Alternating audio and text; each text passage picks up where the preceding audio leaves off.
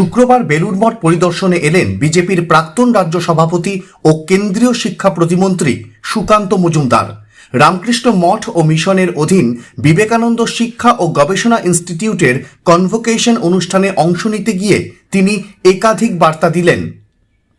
অনুষ্ঠানে বক্তব্য রাখতে গিয়ে তিনি বলেন, দেখুন, অনেকদিন পর আসতে পেরেছি, সেজন্য খুব ভালো লাগছে। এবং আজকে এখানে বিশ্ববিদ্যালয়ের কনভোকেশনে আছে রামকৃষ্ণ মিশন এবং বিবেকানন্দ ইনস্টিটিউট তার, তো স্বাভাবিকভাবে সেই কনভোকেশনে অংশগ্রহণ করব।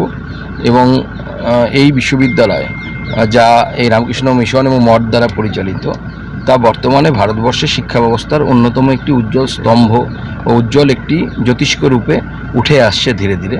তো আজকে ফাউন্ডেশন ডে এবং তার সাথে কনভোকেশন ডে, তো তাতে আমি অংশগ্রহণ করতে পেরে নিজেকে ধন্য মনে করছি। এবং তার সাথে সাথে উপরই পাওনা হচ্ছে মা, স্বামীজি এবং রামকৃষ্ণ পরমহংসদেবের আশীর্বাদ। সুকান্ত, আজকে একটি বিশেষ দিনও বটে। আজকের দিনেই স্বামীজি তিরোধান গমন করেছেন।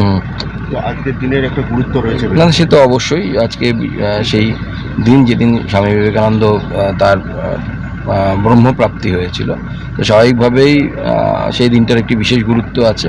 তার সাথে সাথে বিশ্ববিদ্যালয়ের কনভোকেশন সেই দিনেই এবং প্রতিষ্ঠা দিবস এই দিনেই রাখা হয়েছে, সেইটা মঠ এবং মিশনের তরফ থেকে। তো সেই বিশেষ দিনে এই মন্দিরে আসা মানে একটা বিশেষ সান্নিধ্য লাভ, বিশেষ আশীর্বাদ লাভ। তো আমার বিশ্বাস এর ফলে আমাদের সকলের মঙ্গল হবে।